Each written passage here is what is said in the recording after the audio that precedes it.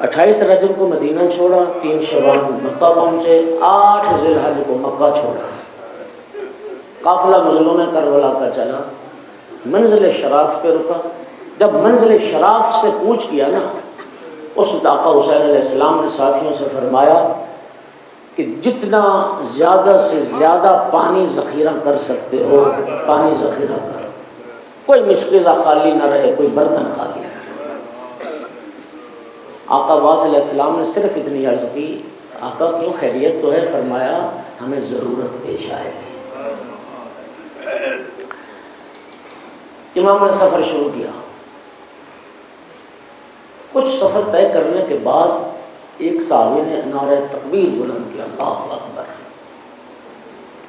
آقا امام حسین علیہ السلام نے پوچھا نعرہ تکبیر بلند کرنے کا مقصد؟ آقا وہ دور سے دیکھیے کھجوروں کی شاخیں لہراتی نظر آ رہی ہیں، اس کا مطلب ہے کہ ہم کسی نخلستان اور آبادی کے قریب پہنچ گئے ہیں۔ ایک دوسرے ساتھی نے کہا نہیں، میں اس راستے سے واقف ہوں، اس راستے میں نہ کوئی نخلستان ہے اور نہ کوئی آبادی۔ مولا حسین علیہ السلام نے فرمایا تم ٹھیک کہہ رہے ہو۔ آقا نے فرمایا یہ غور سے دیکھو، یہ کھجوروں کی شاخیں نہیں ہیں، یہ نیزے لہراتے ہوئے اور 1000 کا دستہ لے کر 1000 کا دستہ لے کر منزل ذو حسن پر مولا کے آپ پاس آ پہنچا۔ یقین کرنا، تاریخ پڑھ لینا، جب پہنچے تھے نا ہور کا لشکر، جام بلب، پانی ان کے پاس نہیں تھا، موت انہیں نظر آ رہی تھی۔ مولا حسین نے بلکہ یوں کہوں ساقی کوثر کے بیٹے جب ان کی کیفیت دیکھی، فرمایا اپنے ساتھیوں سے، اپنے جوانوں سے لشکر ہور کو سیراب کرو، ہور کے لشکر کو پانی پلاؤ۔ علی ابن طعان محاربی ایک شخص ہے، ابن زیاد کا اسی ہور کے لشکر میں آیا، وہ کہتا ہے 1000 کا دستہ تھا، 1000 سپاہی تھے، وہ کہتا میں سب سے آخر میں تھا، سب سے آخر۔ اتنی پیاس کی شدت تھی، وہ سوچ رہا ہے کہ اگر اسی ترتیب سے پانی پلاتے آئے تو مجھ تک تو پہنچتے پہنچتے میں پیاس سے مر جاؤں۔ خدا کی قسم تاریخ کا بیان ہے، اس نے یہ سوچا، دوسرے لمحے کہتا میں نے کیا دیکھا، کریم کربلا مشکیزہ لے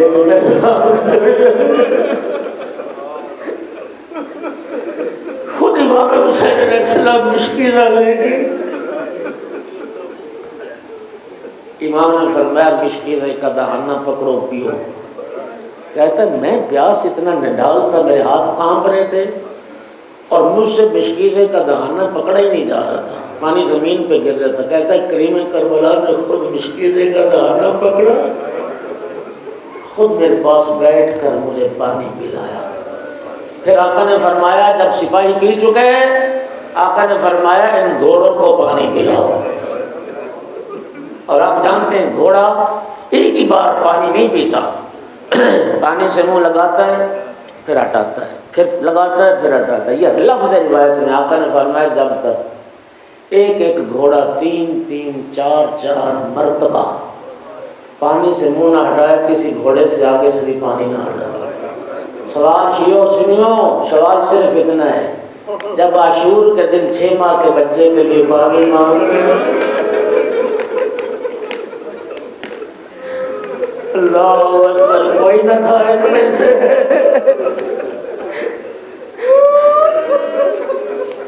اجرکم علی اللہ۔ زیادہ وقت نہیں ہے، کیا کروں؟ نماز ظہر کا وقت ہوا، امام علیہ السلام نے فرمایا ہو تو اپنے ساتھیوں کے ساتھ نماز ادا کر، میں اپنے ساتھیوں کے ساتھ۔ یہ پہلا قدم ہے جو رحمت رب کی طرف اٹھائے اور کا کہتا تھا فرزند رسول نماز ہم بھی آپ کی اقتدا میں پڑھیں، بڑی ذمہ داری سے پڑھنا۔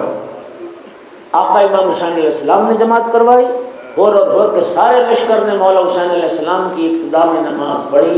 پھر امام حسین علیہ السلام نے خطبہ پڑھا، خطبے کا ٹائم نہیں ہے، پھر نماز عصر کا ٹائم ہوا۔ پھر آقا نے پوچھا اس سے کیوں آئے ہو؟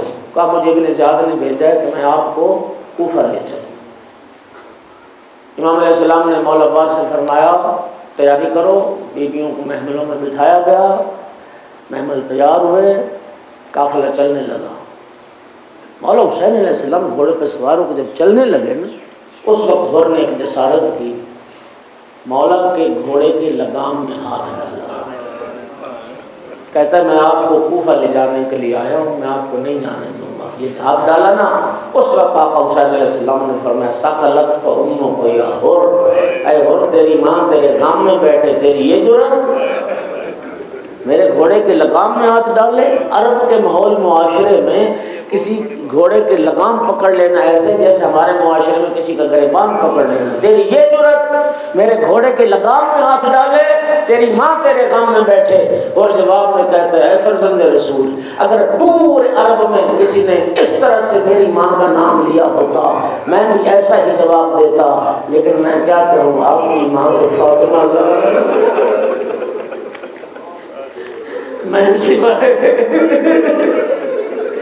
میں سوائے احترام کے نام لے نہیں سکتا۔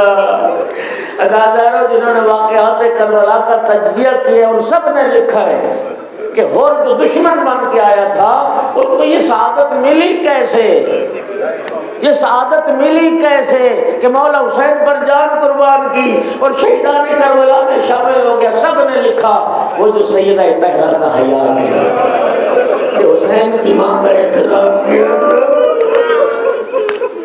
یہ اسی احترام کا نتیجہ تھا کہ جب 10 محرم کی صبح کو آیا، ابن زیاد کے لشکر کو چھوڑ کے، ابن سعد کو چھوڑ کے جب مولا حسین کی طرف آیا، آنکھوں پہ پٹی بندھی ہوئی، ہاتھ بندھے ہوئے تھے، اور یہ کہتا ہوا آ رہا تھا اللہم الیکا اللہم الیک انیب فتب علی، میرا اللہ میں کچھ معافی مانگتا،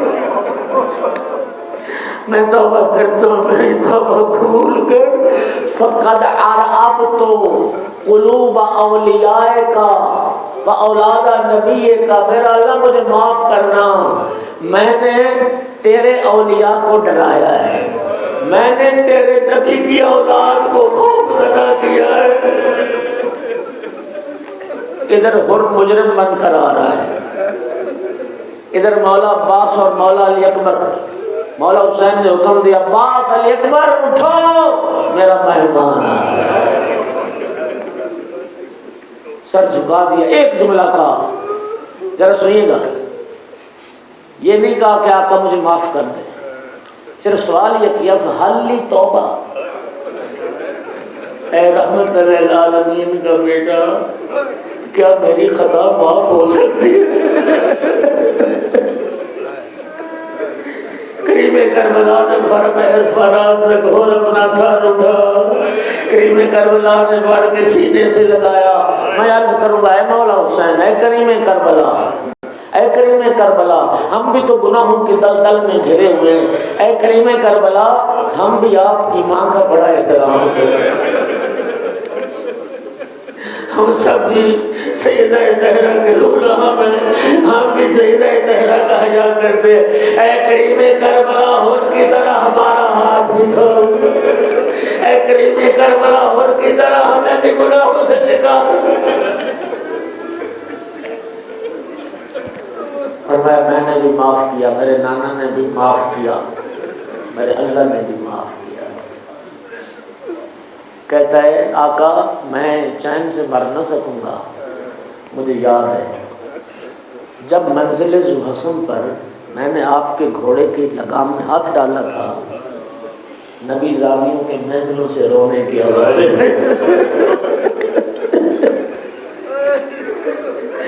آقا میں چین سے مر نہ سکوں گا جب تک رسول کی بیٹیاں مجھے معاف نہ کریں۔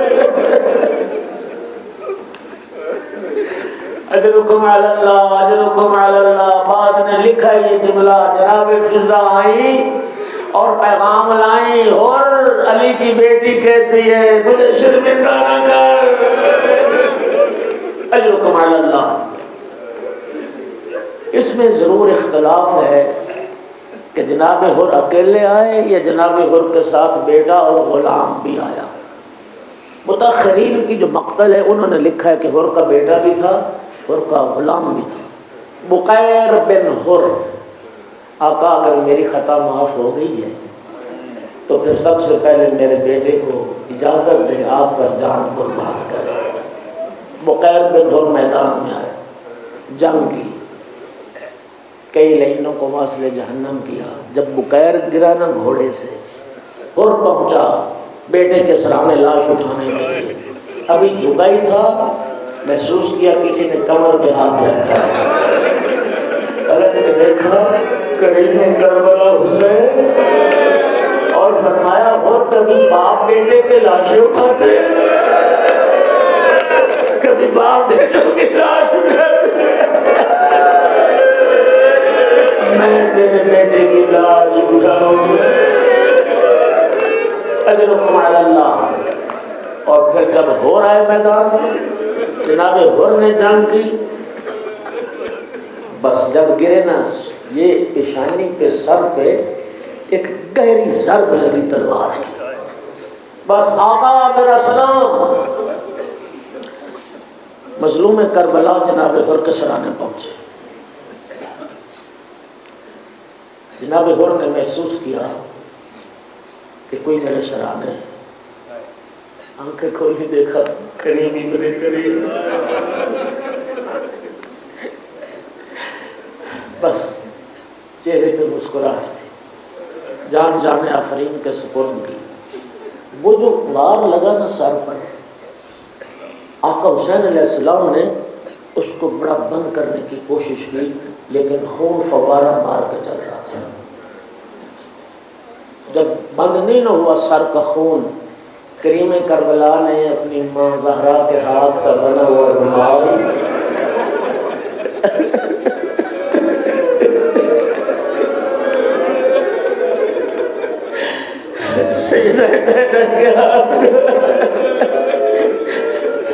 وہ حر کی پیشانی پہ جب باندھا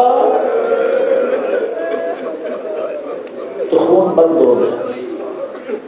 لیکن روز عاشور جب ایک شقی نے آقا کی پیشانی پہ تیر مارا، آقا کے پاس رومال نہیں تھا، پیشانی کا خون صاف کے لیے کرنے کے لیے نا پیراہن بلند کیا، ادھر کرتے کو اٹھایا تاکہ پیشانی کا خون صاف کرے، ایک شقی نے سے شعبہ تیرا تو حسین کے سینے، اور تو خوش نصیب تھا۔ لعنت اللہ علی القوم الظالمین وسیعلم الذین ظلموا ای منقلب ینقلبون۔